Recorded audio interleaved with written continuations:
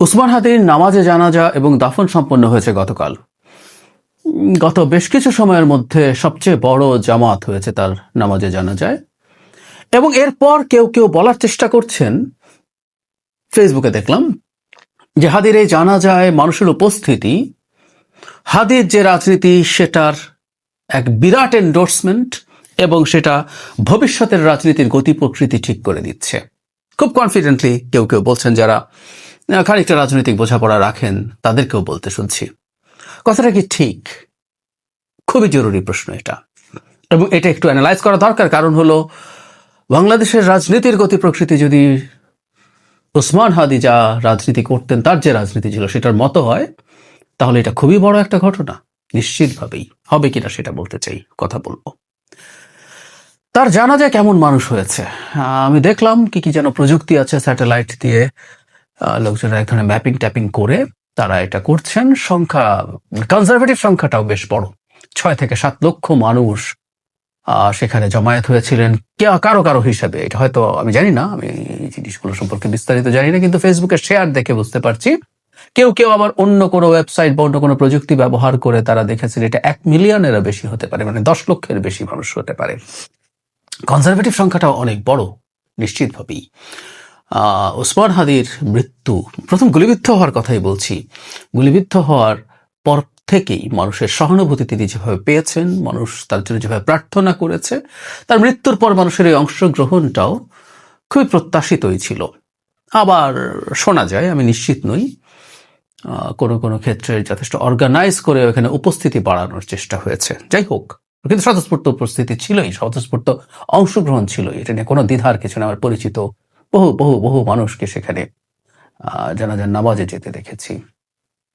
এখন প্রশ্ন হচ্ছে, এই উপস্থিতিটা রাজনীতির গতি প্রকৃতি ঠিক করছে কিনা, বা তার আগে এই আলাপটা একটু করে নিয়ে জানাব, উসমান হাদির যে জানাজা, তাতে এত মানুষ কেন গেল, বা তার রাজনীতির সমর্থক হতেই হবে তার জানাজায় যাওয়ার জন্য? এটা একটা প্রশ্ন।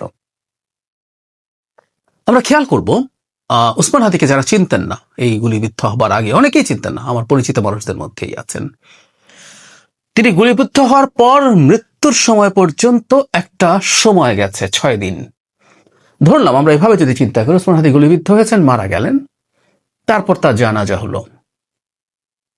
আমি অনুমান করি জানাজার এই পার্টিসিপেশনটা হতো না। উনি তার মৃত্যু এবং তার গুলিবিদ্ধ হওয়ার মাঝখানে যে সময়টা, সেই সময়টাতে ওসমান হাদির অনেকগুলো ভিডিও আমাদের সামাজিক মাধ্যমে ছড়িয়ে পড়েছে। মেইনস্ট্রিম চ্যানেলগুলো রিপিটেডলি দেখিয়েছে। কি কি দেখা গেল সেখানে? সেখানে খুবই আবেগাপ্লুত হওয়ার মতো ঘটনা আছে। তিনি তার কন্যাকে নিয়ে কথা বলছেন, শিশু কন্যাকে নিয়ে। তিনি ক্যাম্পেইন করছেন নির্বাচনে, খুব সাধারণ বেশভূষায়, লুঙ্গি পরে, সাধারণ পোশাক পরে, খুবই সাধারণভাবে নিজে হেঁটে মানুষকে লিফলেট দিচ্ছেন, কথা বলছেন, মানুষকে জড়িয়ে ধরছেন। প্রায় বলি যে তার রাজনীতি নিয়ে আমাদের দ্বিমত থাকতে পারে, কিন্তু উসমান হাদির একটা সারল্য ছিল, সততা ছিল, এটা ইম্পর্টেন্ট, প্যাশন ছিল। ভ্যানে ঘুমাচ্ছেন কাজ করতে করতে, মুড়ি বাতাসা দিয়ে ক্যাম্পেইন করছেন, স্ত্রীকে রান্নায় সাহায্য করছেন, সবজি কেটে দিচ্ছেন। তার চাইতে বড় কথা, অনেকগুলো টকশো ছড়িয়ে ছিটিয়ে আসে যেখানে তিনি তার মৃত্যু নিয়ে কথা বলেন, আবেগাপ্লুতভাবে তিনি কিভাবে মারা যেতে চান, কিভাবে মিছিলে বুলেটে তার মৃত্যু শহীদ দিয়ে, তিনি বুলেট দিয়ে শহীদ হতে চান, তার কফিন কেমন হওয়া উচিত, অনেক অনেক খুবই আবেগাপ্লুত কথাবার্তা। মানে মনেই হতে পারে সামহাউ এত চমৎকার ভাবে তাকে আবেগ আপ্লুত করার মতো কন্টেন্ট আমাদের সামনে এসে হাজির হয়েছে। তার চাইতে জরুরি কথা, তার রাজনৈতিক দুটো মতাদর্শ অন্তত মানুষকে খুব কানেক্ট করেছে। একটা তার ভারত বিরোধিতা, আরেকটা হচ্ছে আওয়ামী লীগ বিরোধিতা। এ দুটো আমি আসবো। ফলে ইটস এ প্যাকেজ। একটা ব্যক্তি ওসমান হাদি, নানা ব্যাপারে তার জীবন দর্শন, এবং বাংলাদেশে খুবই পপুলার দুটো ব্যাপার, ভারত বিরোধিতা এবং আওয়ামী বিরোধিতা, তারকে কানেক্ট করতে সাহায্য করেছে। যারা তাকে চিনতেন, আর যারা চিনতেন না তারা নতুন করে কানেক্টেড হয়েছেন। ফলে তার প্রতি মানুষের আবেগ তৈরি হয়েছে, এবং শেষ পর্যন্ত যেহেতু মানুষ দীর্ঘ সময় থেকে তার জন্য প্রার্থনা করেছে, অনেকগুলো দিন, অনেকগুলো মানে অনেক না, তারপরও একটা মানুষ জীবন মৃত্যু সন্ধিক্ষণে 6 দিন থাকা it's a huge amount of time. ফলে মানুষ পার্টিসিপেট করেছে। তার প্রতি ভালো লাগা, তার প্রতি শুভকামনা, তার প্রতি ভালোবাসা, এটা থেকেই তারা গেছেন। আমি তাই মনে করি এর জন্য তার রাজনীতি সমর্থন করতে হবে তা না। তিনি এক ধরনের ডানপন্থী মুসলিম আইডেন্টিটির রাজনীতি করতেন, মুসলিম ন্যাশনালিজম আমরা এভাবে বলবো, রাজনীতি করতেন। এবং যেটা আমি তাকে প্রশংসা করি, প্রায় প্রশংসা করি, সেটা হচ্ছে এটার জন্য যে কালচারাল যে প্রস্তুতি প্রয়োজন, কালচারাল যে গ্রাউন্ড তৈরি করা প্রয়োজন, সেটা তিনি করতে গিয়েছিলেন। তিনি কিন্তু হ্যাঁ, একটা সময় শুরুর দিকে তিনি খুবই রাফ কথাবার্তা বলেছেন, আক্রমণাত্মক কথাবার্তা বলেছেন, অনেক ক্ষেত্রে সব ভেঙে চুরে দাও ধরনের কথাবার্তা বলেছেন, কিন্তু পরবর্তীতে তিনি সেখান থেকে সরে এসে একটা প্ল্যাটফর্ম তৈরি করেছেন, ইনকিলাব কালচারাল সেন্টার, মঞ্চ তো ছিলই, সেখানে থেকে তিনি চেষ্টা করেছেন তার যে রাজনীতি, তার যে রাজনৈতিক চিন্তা, সেটাকে গ্রো করা। এটা নিয়ে অনেকের অভিযোগ আছে যে এই ইনকিলাব কালচারাল সেন্টার আদতে কোনো রাজনৈতিক দলের একটা ভিন্ন প্ল্যাটফর্মের জায়গা কিনা, প্রশ্ন থাকতে পারে, এবং এগুলো উড়িয়েও দেয়া যাবে তা বলছি না, কিন্তু তিনি আমাদের সামনে যা যা করছিলেন সেগুলো সেভাবেই আসছিল আমাদের সামনে। ফলে তার যে রাজনীতি, বাংলাদেশে এখনো এই রাজনীতির যে অনেক ট্র্যাকশন আছে আমি মনে করি না। আমি তাহলে এভাবে বলি, জনাব ওসমান হাদির রাজনীতি যদি ভবিষ্যতের রাজনীতির গতি প্রকৃতি ঠিক করে দেয়, উনি যদি গুলিবিদ্ধ না হতেন, ঢাকা 8 কি তিনি জিততেন? বা তিনি কি সিগনিফিক্যান্ট নাম্বার অফ ভোটস পেতেন? তার যে আসন, সেই আসনে যিনি বিএনপির প্রার্থী, তার বিরুদ্ধে অনেকেই অনেক রকম অভিযোগ করেন, অবশ্যই খারাপ ধরনের অভিযোগ। আমরা যদি তর্কের খাতিরে ধরে নিই অভিযোগগুলো সত্যতা আছে, তারপরে কি ওসমান হাদি জিততে পারতেন? কোনোভাবে সম্ভব ছিল? কাছাকাছি যেতে পারতেন? কত ভোট পেতেন? আমি ব্যক্তিগতভাবে মনে করি, আবার বলছি, ইটস মাই ওন অপিনিয়ন, তিনি জামানত হারানোর সম্ভাবনাই বেশি ছিল নির্বাচন করলে। তারপরে হাদির এই নির্বাচনে অংশগ্রহণের যে টাইপ যা করতে গেছেন, এটাকে কিন্তু আমি হাইলি অ্যাপ্রিসিয়েট করি। তিনি মানুষের কাছে ফান্ডিং চেয়েছেন, কত টাকা এসছে প্রতিটা টাকার হিসাব দিয়েছেন, অলিতে গলিতে নিজে ঘুরেছেন, সাধারণ একটা পরিবারের একজন হয়ে এমপি হওয়ার তাকত, সাহস দেখিয়েছেন। এটাই নতুন রাজনীতি, এটাই নতুন বন্দোবস্ত হওয়া উচিত বলে আমি মনে করি, সত্যিই মনে করি। কিন্তু তারপরও কি পেরে উঠতেন? এবার প্রশ্নই আসে না। তাহলে ওসমান হাদি তার যে রাজনীতি, সেগুলো থাকার পরও যদি তার সিটেই খারাপ ধরনের ফলাফল করেন, যদি আমি সঠিক হয়ে থাকি, তাহলে তার রাজনীতি, এই জানাজা দেখে তার রাজনীতি বাংলাদেশের ভবিষ্যৎ রাজনীতি হয়ে যাবে, এটা মনে করার কোনো যৌক্তিক ন্যূনতম কোনো কারণ আছে? আবেগ ভালোবাসা ভিন্ন জিনিস, আর ভোট দেওয়াও ভিন্ন জিনিস। ব্যক্তি হাদিকে, তার এই অকাল মৃত্যুকে কোনোভাবেই মানুষ নিতে পারেনি। সমালোচনার পরও বহুবার বলেছি, ওসমান হাদির রাজনীতি আমি সমর্থন করি না, কোনোভাবেই না। এমনকি টক শোতেও তার সাথে বিভিন্ন ব্যাপারে তার দৃষ্টিভঙ্গি নিয়ে তার সাথে আমার ডিবেটও হয়েছে অন রেকর্ড। কিন্তু আমি বা এরকম আরো অনেকেই যারা তার রাজনীতি পছন্দ করেন না, তিনি রাজনীতির যে প্রকাশভঙ্গির জন্য একটা সময় খুবই বিখ্যাত অথবা কুখ্যাত হয়েছিলেন, সেটাও আমি পছন্দ করি না, সিরিয়াসলি পছন্দ করি না। আমি মনে করি রাজনীতিতে এই ধরনের ভাষার ব্যবহার, এটার পক্ষে থিওরিটিক্যাল এক্সপ্লানেশন ভিত্তি দেওয়ার চেষ্টা করেছেন অনেকে, সেটা দিতেই পারেন, এটা দিতেই পারেন, ইটস মাই চয়েস, আমি এইটা নেই না। কিন্তু তারপরও তো ওনার এইভাবে মৃত্যু আমরা কোনোভাবে মেনে নিতে পারিনি। ফলে সহানুভূতি আছে, ভালোবাসা আছে, তার জন্য দোয়া আছে, তাই তার জানাজায় মানুষ গেছেন, এটাকে এখন পোট্রে করার চেষ্টা করেছে। এই জন্য মনে হয় যে সামহাউ ওই যে কিছু কিছু ক্ষেত্রে কিছুটা অর্গানাইজ করার চেষ্টা করা হয়েছে বলে যে শোনা যায়, এই কারণেই কি যে আমি একটা পোট্রে করলাম যে বাংলাদেশের ভবিষ্যতে মুসলিম ন্যাশনালিজম বা ইসলামী আইডেন্টিটি পলিটিক্স, উনি নিজে অবশ্য আইডেন্টিটি পলিটিক্স ভাবে বলেন, কিন্তু তার মধ্যে এক ধরনের মুসলিম ন্যাশনালিজম ছিল, এটা আমরা বলতে পারি। সেটাই রাজনীতি গতি প্রকৃতি ঠিক করবে, এটা প্রজেক্ট করার চেষ্টা করা হবে। আই এম সরি, সেই সম্ভাবনা আসলে একেবারেই নেই। যারা ওখানে তার জানাজায় গেছেন, এটা অন্যান্য সব ভোটের বা ভোটারের কথা বাদই দেই, যারা তার জানাজায় গেছেন তারাও অসংখ্য মানুষ আছেন যারা মধ্যপন্থী দলকেই ভোট দেবেন। আমি আরো স্পষ্টভাবে যদি বলি, বিএনপিকে ভোট দেবেন, বিএনপির সমর্থক, বিএনপির ভোটার প্রচুর মানুষ জানাজায় উপস্থিত থাকতে গেছেন। হাদিকে ভালোবাসা, হাদির প্রতি সহানুভূতি এবং সহমর্মিতা থাকা, তাকে দোয়া করার সাথে তার রাজনীতি এন্ডোর্স করার পুরোপুরি সম্পর্ক নেই। অবশ্যই তার রাজনীতি যারা এন্ডোর্স করেন তাদের অনেকেই গেছেন, তার রাজনীতি থাকলে যে রাজনীতিকে মানুষ এগিয়ে নিয়ে যেতে চায়, ছড়িয়ে দিতে চায়, সেই মানুষ গেছেন। কিন্তু যারা গেছেন, যতজন গেছেন, এটা তারা এই শোকেসিং হয় একেবারেই একমত নই। একজন ব্যক্তি হাদির প্রতি ভালোবাসার বহিঃপ্রকাশ হয়েছে নানা কারণে। যে বললাম, নানা কিছু আমাদের সামনে আসলো, সেই জিনিসগুলো ছিল তার ভাষা, তার কানেক্ট করার চেষ্টা। টকশোতে তো তিনি তুলনামূলকভাবে রাস্তায় যেভাবে বক্তৃতা করতেন তার বাইরে করতেন, ভেরি গুড কমিউনিকেটর। তিনি মানুষের সাথে তার কমিউনিকেশন দেখাতে পেরেছেন। ইভেন তার কিছু, যে বললাম না সব ক্ষেত্রে একমত নই, তার অনেক কিছুর সাথে দ্বিমত করলো, অসাধারণ সুন্দর সব ইস্যুজ আছে। আর তার প্রথম আলো নিয়ে একটা ভিডিও আমাদের সামনে এসেছে, দেখেছি আমরা একসময় প্রথম আলোর সামনে যে কি গরু জবাই করে জিয়াফত করার কথা ছিল, ওসমান হাদি ওই সময়কার ভিডিও হবে, এটা সমালোচনা করছেন যে না, এটা কোনোভাবে তিনি সমর্থন করেন না। প্রথম আলো নিয়ে তার ক্রিটিক আছে, কিন্তু তিনি চান যে প্রথম আলোর মতো আরো 10টা পত্রিকা বানিয়ে সেই ফাইটটা করা হবে।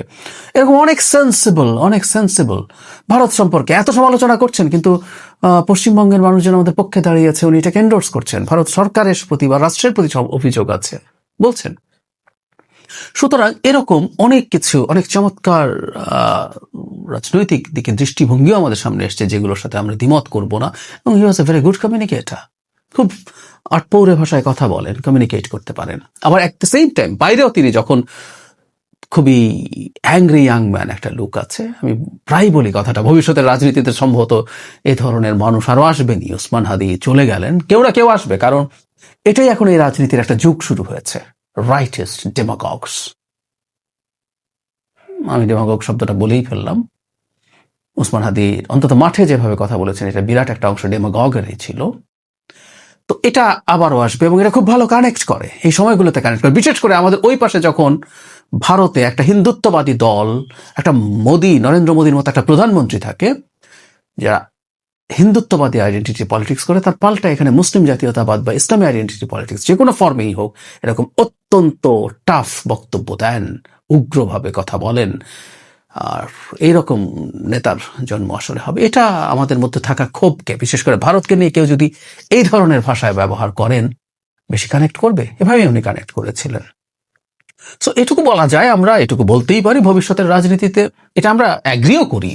বাংলাদেশে ভারতকে তোয়াজ করে শেখ হাসিনার মতো দূরেই থাক, শেখ হাসিনার অর্ধেক বা 1/4 তোয়াজ করেও রাজনীতি করা যাবে না। আমি প্রায় বলি এটা, ওসমান হাদির আগেও আমরা বলতে পারি। At the same time Awami লীগের প্রতিও মানুষের ক্ষোভ যে জায়গায় আছে, সেই জায়গায় আওয়ামী লীগের প্রতিও খুব বেশি সহানুভূতিশীল হওয়া প্রায় ইম্পসিবল হবে। এই ব্যাপারগুলো মাথায় রাখা জরুরি, এটা আসলে এই জানাজার আগেই আমরা জানি। যাই হোক, আমরা ওসমান হাদির আত্মার মাগফিরাত কামনা করি। কিন্তু ওই যে বললাম, তার মৃত্যুর পর থেকে প্রতি মুহূর্তে তাকে নিয়ে রাজনীতি হচ্ছে। আমি রাজনীতি হচ্ছে কথাটাকে খারাপ অর্থে বলি না, মানুষকে নিয়ে রাজনীতি হয়, লাশকে নিয়ে রাজনীতি হয়। আমাদের ইতিহাসের বাঁকে বাঁকে আছে। 69 গণঅভ্যুত্থানে আসাদের রক্তমাখা শার্ট নিয়ে শপথ হয়েছিল। ভালো খারাপ ইজ এ ডিফারেন্ট ডিবেট, কারো কাছে ভালো, কারো কাছে খারাপ। ওসমান হাদিকে নিয়েও রাজনীতি হচ্ছে। তো রাজনীতি যেটা হয়, এক পক্ষের যদি অপিনিয়ন থাকে, আর এক পক্ষের, আমার পক্ষের কথাটা আমি জানিয়ে রাখলাম, অহেতুক আমরা এই জানাজাটাকে ওভাবে প্রজেক্ট করার চেষ্টা করছি রাজনৈতিক উদ্দেশ্যে। অনেকেই বুঝে এটা করছেন, কারণ এটার মাধ্যমে তারা মনে করেন যে তাদের ভবিষ্যতে রাজনৈতিক ফায়দা হবে। বাংলাদেশের নির্বাচনকে যে যথেষ্ট ঝামেলায় ফেলতে চায় ভারত, এটা মোটামুটি স্পষ্ট। আমি দীর্ঘদিন থেকে বলে আসছি, মুখে অবাধ নির্বাচনের কথা বললেও একটা আনস্টেবল বাংলাদেশ, একটা অগণতান্ত্রিক বাংলাদেশই ভারতের চাওয়া। সম্প্রতি ভারতের একেবারে অফিসিয়াল স্টেটমেন্ট সে বার্তা আবারও দিয়েছে, সেটা নিয়ে কথা বলতে চাই। ভারতের এই বার্তাটা আসলে একটা রিয়াকশন। বাংলাদেশ ভারতের রাষ্ট্রদূতকে, হাইকমিশনারকে ডেকেছিল এবং কিছু ব্যাপারে তার দৃষ্টি আকর্ষণ করেছিলেন। কি ব্যাপারে? ভারতে অবস্থান করে বাংলাদেশের সন্ত্রাসী কর্মকাণ্ডে উস্কানি দেয়া এবং আগামী জাতীয় সংসদ নির্বাচন বানচালের প্রচেষ্টা করছে। ফ্যাক্ট, ভারতে বসে উনি এই কাজগুলো করছেন। এছাড়াও বলা হচ্ছে মানে বাংলাদেশ সরকার এক্স্যাক্টলি যেটা বলেছে, ভারতে অবস্থানরত শেখ হাসিনা তার সমর্থকদের সন্ত্রাসী কর্মকাণ্ডে জড়াতে আহ্বান জানিয়ে নিয়মিত উস্কানিমূলক বক্তব্য দিচ্ছেন, যা বাংলাদেশের আইন শৃঙ্খলা পরিস্থিতি ও গণতান্ত্রিক প্রক্রিয়ার জন্য গুরুতর হুমকি হিসেবে বিবেচিত হচ্ছে। এছাড়াও শেখ হাসিনা এবং আসাদুজ্জামান খান কামালকে ফেরত দেওয়ার কথা বলেছে। খুব স্বাভাবিক, আমাদের এখানে তারা দণ্ডপ্রাপ্ত আসামি। আর জনাব ওসমান হাদির হত্যাকারীরা বা গুলি করেছে, ওর হত্যাকারীরা, তাকে হত্যার চেষ্টা যারা করেছেন, গুলি করেছেন, তারা ভারত পালিয়ে গেছে এ ধরনের খবর আমাদের সামনে আছে। বাংলাদেশ সরকার বলেছে তারা যদি পালিয়েও যায়, সন্দেহভাজনরা, তাদেরকে গ্রেফতার করে যেন বাংলাদেশে ফেরত পাঠায়। খুবই ভ্যালিড, খুবই লেজিট দাবি। এখন ভারত কি বলছে? সংবাদ বিজ্ঞপ্তিতে তারা বলছেন, বাংলাদেশের শান্তিপূর্ণ পরিবেশে অবাধ, সুষ্ঠু, অন্তর্ভুক্তিমূলক ও বিশ্বাসযোগ্য নির্বাচন অনুষ্ঠানের পক্ষে ভারতের অবস্থান আমরা ধারাবাহিকভাবে পুনর্ব্যক্ত করে আসছি। বাংলাদেশের বন্ধুপ্রতিম জনগণের স্বার্থের পরিপন্থী কোনো কার্যকলাপ ভারতের ভূখণ্ড কখনোই ব্যবহার করতে দেয়া হবে না। আর তারা সরকারকে বলছেন তারা যেন অভ্যন্তরীণ আইন শৃঙ্খলা রক্ষার জন্য পদক্ষেপ নেন। হ্যাঁ, আমরা নেব, আমরা ভারতের আশায় বসে থাকবো না। বলা হচ্ছে যে বাংলাদেশ অন্তর্বর্তী সরকারের প্রেস নোটে যা যা বলছে ওগুলো প্রত্যাখ্যান করছে। তারপর একটা গুরুত্বপূর্ণ কথা খুব ক্লিয়ারলি বলছে যে ভারতের অবস্থান তারা সব সময় ব্যক্ত করছে এবং স্বার্থের পরিপন্থী কোনো কাজ তারা কোনোভাবে করছে না। এই হচ্ছে তাদের বক্তব্য। করছে কি করছে না, ধরুন বাংলাদেশে যে অভিযোগগুলো আছে, দুজন দণ্ডপ্রাপ্ত আসামি আছে, ফ্যাক্ট। তারা তাদের ওখানকার অবস্থান নিয়ে কোনো রকম কোনো দ্বিধা নেই, অবস্থানগুলো স্পষ্ট। এখন এই দুজনের তো বটেই। বাংলাদেশের দুজন পালিয়ে গেছে সন্দেহভাজন, যারা হাদিকে গুলি করেছেন, সেটা যদি হয় বাংলাদেশ চাইতে পারে। বাংলাদেশ বলেননি, ওখানে চলেই গেছে। বাংলাদেশ বলছে যদি যায় তাহলে ফেরত দেবেন। আর শেখ হাসিনা যা করছেন, মানে এটা কোনো গোপন ব্যাপার না। খুবই মজাটা এই জায়গায় যে মাঝে মাঝে এমন হতে পারে যে আমরা গোয়েন্দা তথ্য পেলাম, আমরা আওয়ামী লীগের বিভিন্ন গ্রুপে, তারা নাকি এখন টেলিগ্রামে গ্রুপ খুলে এসব নিয়ে কথাবার্তা বলে, যে ওখানে দেখলাম বা জানলাম কোনোভাবে যে শেখ হাসিনা এ ধরনের উস্কানি দিচ্ছেন, এই ধরনের ধ্বংসাত্মক কাজের জন্য লোকজনকে মোটিভেট করার চেষ্টা করছেন। তাহলে একটা কথা, আর ওই ডকুমেন্ট থাকলো, সেটা আমরা তুলে দিতাম। শেখ হাসিনা পাবলিকলি কথা বলছেন, খুব নিয়মিত, অলমোস্ট প্রতিটা ইস্যুতে কথা বলছেন। আওয়ামী লীগের পেজ এবং আওয়ামী লীগের নেতা জনাব আরাফাতের ইউটিউবে খুব রেগুলারলি সেগুলো আপলোডেড হয়, একদম public document. So Sheikh Hasina যে কাজটা করছেন, এটা নিয়ে তো কোনো রকম কোনো কনফিউশনের কিছু নাই। আমি কিছুদিন আগে একটা ভিডিও করেছিলাম যেখানে শেখ হাসিনার রায়ের পর ভারতের শ্রীরাধা দত্তর কথা, যিনি ভারতের একটা ইউনিভার্সিটি টিচার, এখন একসময় বিজেপি পরিচালিত পেছন থেকে একটা থিঙ্ক ট্যাঙ্ক বিবেকানন্দ ফাউন্ডেশনে তিনি সাউথ এশিয়ান ডেস্কের চেয়ার ছিলেন। তিনি তো নিজেও স্পষ্টভাবে বলছেন, কয়েকটা জায়গায়, একটা বিদেশি চ্যানেলে বলেছেন যে শেখ হাসিনা আসলে এইসব ধরনের ধ্বংসাত্মক কাজের, সহিংসতার উস্কানি দিচ্ছেন এবং সেগুলোর ফলে বাংলাদেশে গাড়ি পোড়ানো হচ্ছে, বাংলাদেশের মানুষ মারা গেছে গাড়িতে আগুন দেওয়ার ফলে। আমাদের সামনে এই ধরনের কনভারসেশন এসছে যে তারা ব্যবস্থা নিচ্ছে প্রতিশোধের। তখন উনি খেপে গিয়ে শেখ হাসিনা বলছেন যে মুখে বলতে হবে না, করে দেখাও। সব রকম কথাবার্তা আছে, সব রকম। বাংলাদেশের নির্বাচন বানচাল এবং ভণ্ডুল করার জন্য যে কোনো আহ্বান পাবলিকলি শেখ হাসিনা দিচ্ছেন, কিন্তু ভারত এটাকে ডিনাই করছে। আমি প্রায় একটা কথা বলে অনেক আগে থেকে বলি, মানে এই দেশটার পররাষ্ট্র নীতি দেখে আসলেই অবাক হই। মানে বাংলাদেশকে সরিয়ে রাখি, বাংলাদেশ নিয়ে যখনই আলাপ আসে একটা কথা বলে যে দেশের বেশিরভাগ লোক মুসলমান, তাদের হিন্দু বিদ্বেষ আছে। বাংলাদেশের মানুষের হিন্দু বিদ্বেষ কিছু মানুষের থাকতে পারে, গ্রোসলি এটা আমাদের ট্রেন্ড না।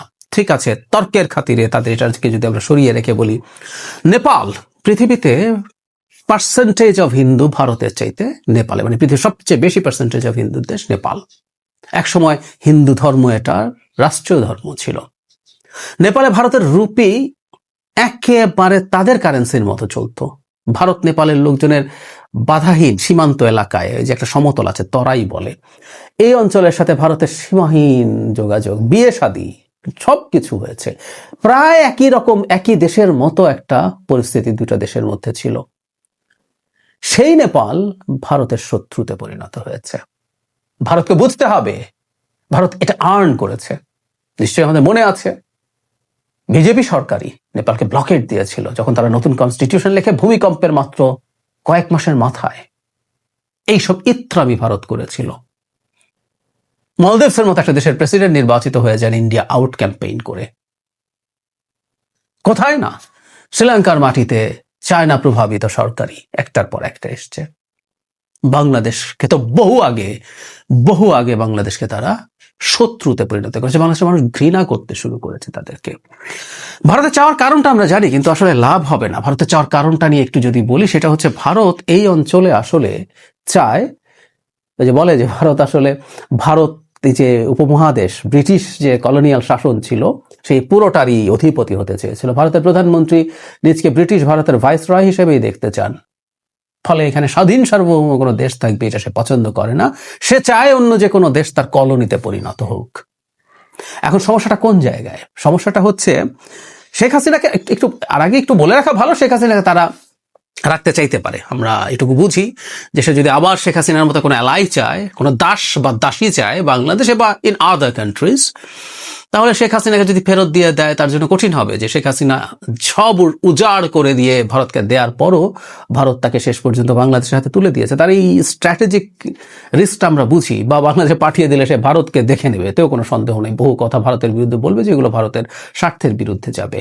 কিন্তু কথা বলতে দিতে হবে, চলতে দিতে হবে। মানে বাংলাদেশে একটা নির্বাচন ভারত মুখে বলে, এবং আমি এটাও মনে করি, এটা ফ্যাক্ট, ডক্টর ইউনূসের সাথে যেহেতু খুব খারাপ পরিস্থিতি হয়ে গেছে সরকারের, ভবিষ্যতে একটা নির্বাচিত সরকার যেটাই আসুক না কেন তারা নতুন করে আলোচনা শুরু করতে পারে। সো ইউনূসের সরকারের চাইতে ওটা তাদের প্রেফারেবল হতে পারে। কিন্তু বাংলাদেশ একেবারে অস্থির হয়ে বাংলাদেশে আবার এক ধরনের ডিকটেটরশিপ এখানে আরোপিত হোক, এটাই ভারতের মূল ইচ্ছে। কারণ কি? একটা স্লেভ যদি ভারত চায়, একটা শেখ হাসিনা যদি চায়, এটা গণতান্ত্রিক বাংলাদেশে সম্ভব না। কেন না? ধরলাম শেখ হাসিনা না, শেখ হাসিনার 50% হতে চায় কোনো একজন নেতা, পাওয়া গেল, নির্বাচনে জিতলেন।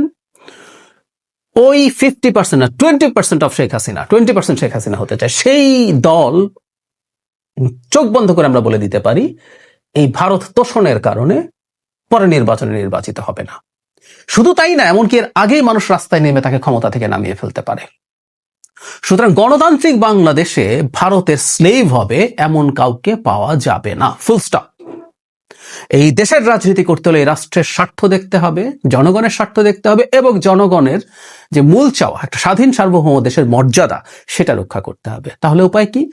উপায় হচ্ছে শেখ হাসিনা, যিনি গণতান্ত্রিক হবেন না, যিনি অগণতান্ত্রিক ভাবে বল প্রয়োগের মাধ্যমে ক্ষমতায় টিকে থাকবেন, যার জনগণের ম্যান্ডেট দরকার নাই। তিনি গায়ের জোরে ক্ষমতায় থাকবেন এবং ভারত যা যা বলে তাই করবেন। সে তার বিনিময়ে ভারত তাকে ক্ষমতায় থাকার জন্য সব রকম সুবিধা, সব রকম সাহায্য, সব রকম শক্তি সরবরাহ করবে। আমরা বুঝতে পারি তাহলে বিকশিত গণতন্ত্রের কোনো দেশ ভারত পছন্দ করবে না। নেপালেও এই ঘটনাই হয়েছে। নেপালে যখন পূর্ণমাত্রায় গণতন্ত্র এসছে, তখন ভারতের এসব দাদাগিরি তো আর নেপালের মানুষ পছন্দ করেনি। তাই হিন্দু হয়েও অত্যন্ত কট্টর ভারত বিরোধী রাষ্ট্রে পরিণত হয়েছে নেপাল। আমরা সতর্ক থাকব। বাংলাদেশে নির্বাচনকে বানচালের চেষ্টা হবে এবং আমাদের নিজেদের মধ্যে কেওস লাগিয়ে দেওয়ার মতো আরো নানান ঘটনা ঘটানোর চেষ্টা তারা করবে, এটা আমরা ধারণা করতে পারি যৌক্তিকভাবে। এই সবকিছু মাথায় রেখে আমরা সতর্ক থাকবো। তাদের স্টেটমেন্টেও আছে আমাদের নিরাপত্তার ব্যাপারে ব্যবস্থা নিতে বলেছেন। ইয়াস, আমরা ভারতের কথা শুনবো না, আমরা এমনিতেই নিচ্ছি। আরো সতর্ক হতে হবে, কারণ তার এই রিয়াকশন, মানে শেখ হাসিনার নোংরামির অকাট্য জাল জাজ্জল্যমান প্রমাণ থাকার পরও তারা এটাকে ডিনাই করে বলছে তারা প্রশ্রয় দেয় না বাংলাদেশের মাটিতে কিছু ঘটাকে। এর চেয়ে হাস্যকর কোনো কথা হতে পারে না, কিন্তু তারা সেটা বলছে। সুতরাং তাদের মানসিকতা আমরা বুঝতে পারি। দীর্ঘদিন থেকে আমরা এটা অনুমান করেছি। তাদের স্টুপিডিটি চলছেই, এতে তারা সফল হবে কিনা সেটা তাদের বিবেচনা। কিন্তু আমরা বলতে চাই, আমরা আমাদের সতর্কতাগুলো রাখবো। এবং বাংলাদেশের সাথে, যদিও শেখ হাসিনার রায়ের পর তারা এক ধরনের পিপল টু পিপল রিলেশনশিপের কথা বলেছে এবং বেশ সফট একটা স্টেটমেন্ট দিয়েছিল, কিন্তু এই স্টেটমেন্টটা আবার মানে তাদের পছন্দ হয়নি। হয়তো তাদের হাই কমিশনারকে ডাকা একটু রিয়াক্ট করেছে। আমি মনে করি আমরা যদি শক্ত থাকতে পারি এখন এই সরকার তো আছেই, ভবিষ্যতের নির্বাচিত সরকারও যদি জনগণের স্বার্থ নিয়ে শক্তভাবে থাকেন, এবং আমরা জনাব তারেক রহমান বিবিসি বাংলাকে যে ইন্টারভিউ দিয়েছেন, সেখানে ভারতের ব্যাপারে খুব ক্লিয়ার অবস্থান জানিয়ে দিয়েছেন যে জনগণের দিকেই তিনি থাকবেন ভারত প্রশ্নে। জনগণ কি চায় আমরা খুব ভালো মতো জানি। সুতরাং তিনি ভারতের শত্রুতে পরিণত হওয়ার সমূহ সম্ভাবনা আছে, এবং নির্বাচন হলে বিএনপি ক্ষমতায় আসতে পারে, এটা প্রায় নিশ্চিত। সেই সম্ভাবনা মাথায় রেখে সেটার ব্যাপারেও জনাব তারেক রহমানের প্রতি তাদের অনীহা থাকতে পারে, সবই আমরা জানি। কিন্তু আমরা আমাদের দেশ আমাদের মতো করে তৈরি করতে চাই, এবং ভবিষ্যতের সরকারগুলো, সেটা বিএনপি হোক বা আর কেউ, তারা যেন জনগণের এই জায়গাটা নিশ্চিত করেন। এটা যদি শক্ত থাকা যায়, ভারতকে একদিন তার জায়গা থেকে সরে আসতে হবে, কারণ বাংলাদেশ স্ট্র্যাটেজিক এবং বিজনেস পয়েন্ট অফ ভিউ থেকে ভারতের জন্য খুবই ইম্পর্টেন্ট। বিজনেস যদি সরিয়ে রাখি, strategic importance is very high. চায়নার ফুটপ্রিন্ট ভারত যেভাবে যদি না আসে, যে হারে বাড়ছে, ভারতের সামলানো আর কিছুদিন পর কঠিন হয়ে যাবে।